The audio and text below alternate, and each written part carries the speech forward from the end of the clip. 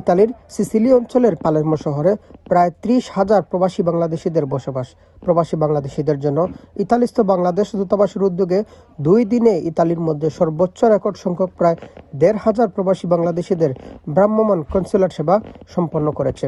2 দিনে আয়োজিত এই কনসুলেট সেবায় পাসপোর্ট নবায়ন, নতুন পাসপোর্টের আবেদন, জাতীয় পরিচয়পত্র সংক্রান্ত সেবা, জন্ম নিবন্ধন, পাওয়ার অফ অ্যাটর্নি, নোটারি এবং বিভিন্ন সনদপত্র সংক্রান্ত সেবা প্রদান করা হয়। দূর দূরান্ত থেকে আগত বিপুল সংখ্যক প্রবাসী বাংলাদেশি এই সেবার মাধ্যমে উপকৃত হন। বাংলাদেশ এমবেসি অনেক বালা ফালের মধ্যে আইছে, আমরা সুযোগ সুবিধা অনেক বালা পাইতেছি। সাধারণ মানুষের অনেক মানুষের পাসপোর্ট নাই, জন্ম নিবন্ধনের সমস্যা, আইডি কার্ডের সমস্যা যেভাবে সংশোধন হইতেছে, আগামীতে যেন আরো সংশোধন হয়। দূতাবাস কর্মকর্তারা জানান, পালেরমো ও আশেপাশের অঞ্চলে বসবাসরত প্রবাসীদের দীর্ঘদিনের দাবি বিবেচনা নিয়ে এ ভ্রাম্যমাণ কনসুলেট সেবার আয়োজন করা হয়।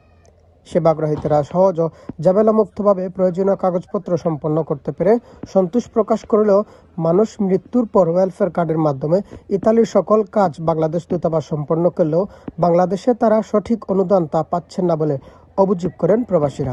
পালেরমে এমবেসি কনসুলার সেবা খুবই সুষ্ঠু এবং খুবই ভদ্রতামূলক হয়েছে।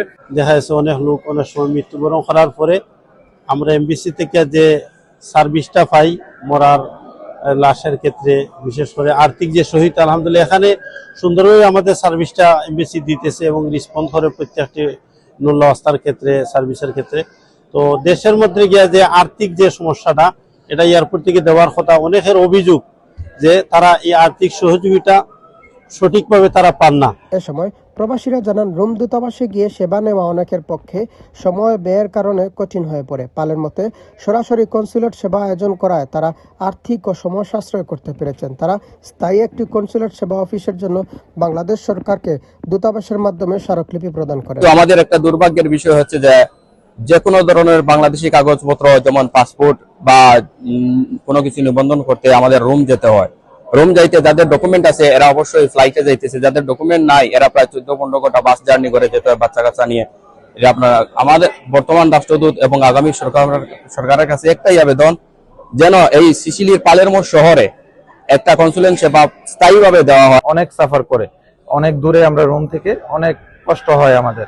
তার পাশাপাশি আমরা অ্যাম্বাসেডর স্যারকে অনুরোধ করি যাতে উনি স্থায়ীভাবে একটা কনসুলেট সেবা দিতে পারে। রোম এমবেসিতে আমরা গত বছর গিয়েছিলাম, একটি অ্যাপ্লিকেশন করেছি মাননীয় রাষ্ট্রদূতের কাছে এখানে স্থায়ী একটি এমবেসি সেবা দেওয়ার জন্য। এবং যতদিন পর্যন্ত স্থায়ী কনসুলেট অফিস না হবে তারা প্রতি 2 থেকে 3 মাস পর পর পালেরমোতে এই কনসুলেট সেবা অব্যাহত রাখার জন্য দূতাবাসের প্রতি জোরালো আহ্বান জানান।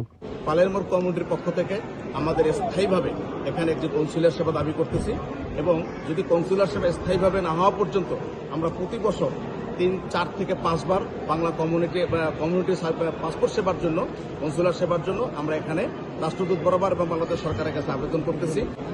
এখন ওনারা যেভাবে সার্ভিস দিতেছেন বছরে 1 বার অথবা 2 বার আসে, কিন্তু এটা যথেষ্ট না। আপনি যদি একটা স্থায়ী কনসুলার সেবা দেন, আমরা প্রবাসী এই কমিউনিটির পক্ষ থেকে আপনাকে সর্বাত্মক সহযোগিতা করব। পাসপোর্ট সেবাটা বছরে 4 বার অথবা এই সিটিতে একটা স্থায়ীভাবে কনসুলার সেবা চাচ্ছে। এদিকে পালেরমো সিসিলিতে 10,000 পরিবার বসবাস করলেও বেড়ে ওঠা শিশুদের জন্য নেই কোনো স্থায়ী বাংলা স্কুল। বাংলাদেশ শিক্ষা বোর্ড অনুমোদনের মাধ্যমে পরিচালনা করারও আহ্বান জানান প্রবাসীরা। বাংলাদেশ এম্বাসি এর মাধ্যমে বাংলাদেশ শিক্ষা বোর্ডের আন্ডারে এই স্কুলটি স্থায়ীভাবে স্থাপিত হয় পালেরমোতে, কারণ এখানে পালেরমোতে এবং সিসিলিতে প্রায় 35,000 বেশিও বাঙালি রয়েছেন, যার মধ্যে থেকে নাকি 10,000-এর বেশিও পরিবার পালেরমোতে রয়েছেন। তো এখানে আসলে একটি বাংলা স্কুল খুব প্রয়োজন, খুব দরকার, শুধু বাংলা ভাষার জন্য না, বাংলা সাংস্কৃতিক কালচার ধরে রাখার জন্য। দূতাবাস কর্তৃপক্ষ ভবিষ্যতেও ইতালির বিভিন্ন শহরে প্রবাসী বাংলাদেশিদের সুবিধার্থে এ ধরনের ভ্রাম্যমাণ কনসুলেট সেবা চালু রাখার আশাবাদ ব্যক্ত করেন। ইতালির পালেরমো থেকে ফিরে মিনহাজ হোসেন,